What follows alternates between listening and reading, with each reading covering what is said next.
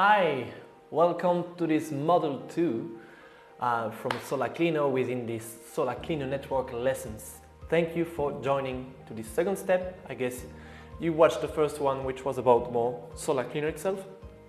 Today, right now, what I would like to share with you is more about all the things you need to take into account when you go on a site or when you quote a site. I also take the opportunity to say that all this information we are sharing with you, they come from our own experience in more than 91 countries with more than 800 cleaners. Of course, in your country, in your area where you're based, it might be different the way we, for example, take care of cleaning and so on. So once again, what I mean with this is that all of this is kind of subjective, so it comes from our experience, but feel free to share with us any comments because there is always a way for us to improve and to learn. So a key thing, once again, as I already said before, keep in mind, rain doesn't do the job. So in this short model, I will really try to talk about two things. First, how to convince people about the need for cleaning, and then once you manage to convince them, the second step is how to quote and then to get the deal. The first thing you need to understand as a cleaner is that you need to position yourself as an expert. You are an expert in the cleaning industry. But for that, you need to be able to prove yourself and to prove to your end customers that they should work with you. So for that, you need to explain why do we need to clean solar panels. And that's a thing that sometimes some people still have difficulties to explain. But for that, to talk about solar cleaning, we need to understand where does it come from. I mean, why do we need to clean solar panels? But for that, we need to understand what is solar. And if you look at all the lessons from the team, from Bruno, from Chemitech, from Ed, from Sunrush, you will really understand and you will really see the importance of understanding the soiling that you have in front of you. So, what drives the demand for solar panel cleaning? It's not a surprise. We know that globally, when you have dirt on solar panels, at some point, the production will go down. In some scenarios, you can lose 1%, sometimes 0.5%, and sometimes 30%. Of course, 1% doesn't seem a lot, but when you're on a rooftop of 10,000 panels and you're losing 1% every day, then in terms of accumulation, it's quite a lot. And if you make the correlation with the price of the electricity, of the power, you can easily do some maths. So, first thing, if you don't clean solar panels, the production will go down, and at the end of the day, for the owner of the site, he loses money. And what sometimes you need to explain him is that by working with you, in fact, he saves money. It's cheaper for him to clean than not to clean. And that's the mindset you have to try to share with your end customer. So yeah, we discussed, so I mentioned the fact that dirty panels cause a decrease of the production, but not only. If you clean the solar panels of a customer, you will extend the life of the solar assets. Why? Because by cleaning, you avoid big accidents, you avoid the hotspot. So the hotspot, very brief, what is it? It's a shadow that will create a hot spot. But if you are not lucky, for example, if you have a bird droppings, if you see here right on the left, it's a bird drops that it stays like this for more than 4 years. Then what happens when you come with your thermal cameras or with your drones, you're gonna see this impact over here. You will see a concentration of heating. But the key thing is that if you don't pay attention to this, it can bring to this, which is a micro explosion. And if you're not lucky, that's how you're gonna get fires. So in fact, by cleaning, you extend the life of these pumps. Because if you look, I mean, 10 years ago, so many installers had the mindset to say that, okay, we install solar panels, it's a 25 years warranty.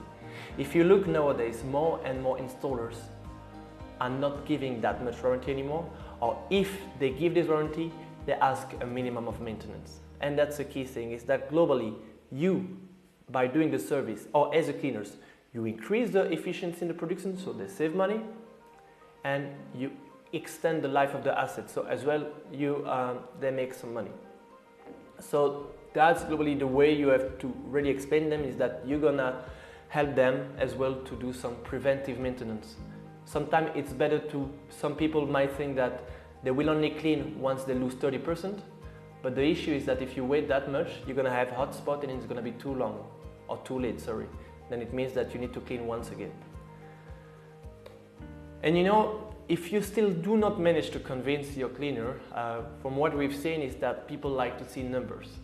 There are so many solutions, so many studies. You can ask a lot of people within the network to get some real studies. For example, this one is from a project in Abu Dhabi, where you can easily see the impact of the cleaning frequency. You know, some cleaners, what they do in order to get a contract, they go on the site, they say, well, listen, you have a rooftop of 1,000 panels, I clean 10 panels of the 1,000, and if you see an impact, I get the contract.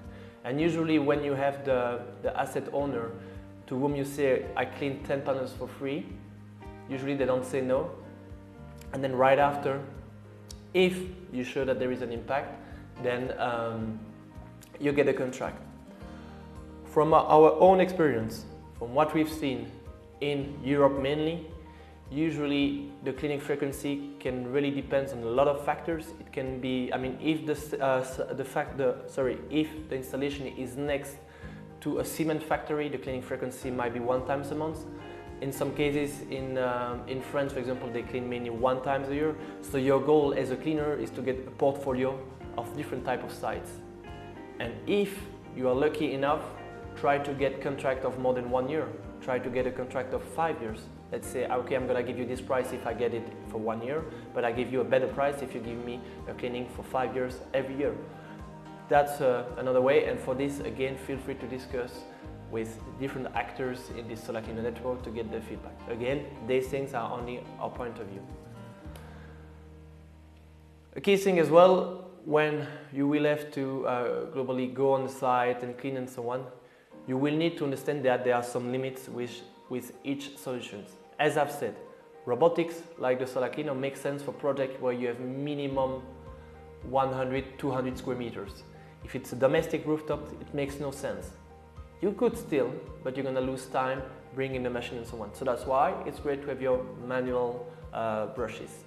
If you start to work on a bigger project and so on, then you have to combine and to decide between rail systems, tractors, B1 robots.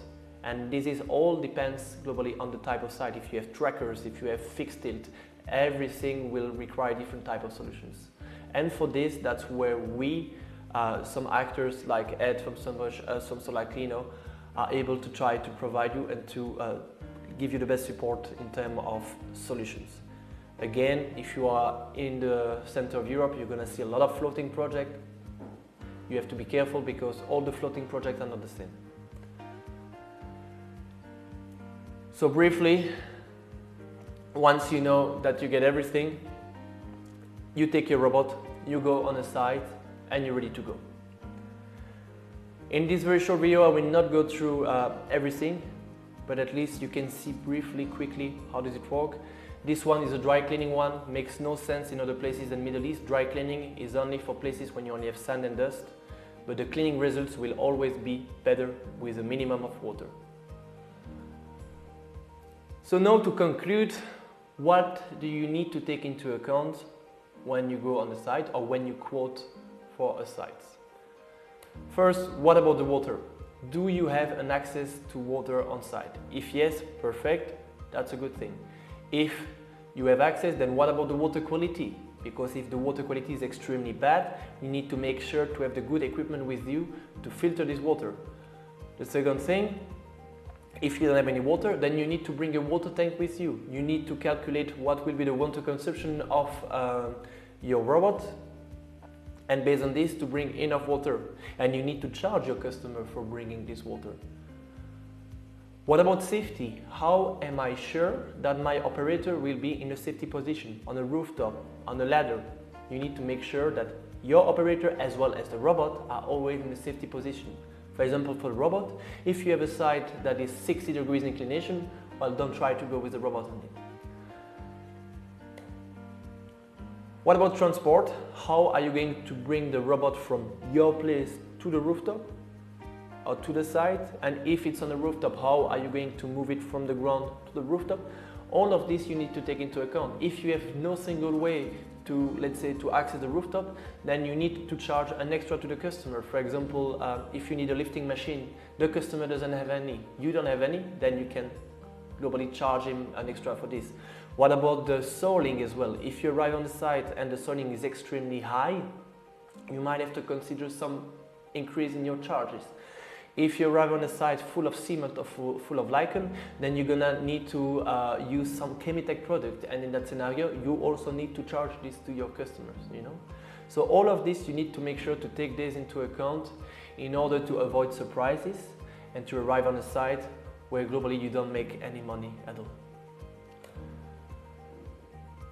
So to conclude, as a cleaner, you need to know what's coming in terms of cleaning, in terms of cleaning solutions, in terms of solar development. For example, nowadays we talk more and more about agrivoltaics, we talk more and more about bifacials. You need to know what's coming, and you need to be an expert, as I've said already, where you live, to be able to come to them and to provide a solution for everything. And as we used to say, at the end of the day, we're not only cleaners, we provide O&M services. And what does O&M means? It means that you provide cleaning, but you can provide other things. You can provide thermal analysis, you can provide as well lawn mowing to cut the grass. Because at the end of the day, when you have to decide, either you are specialized in one thing or you provide a complete package. And this all depends on each business. All right, thank you for your quick time, and I'll see you now in the next model.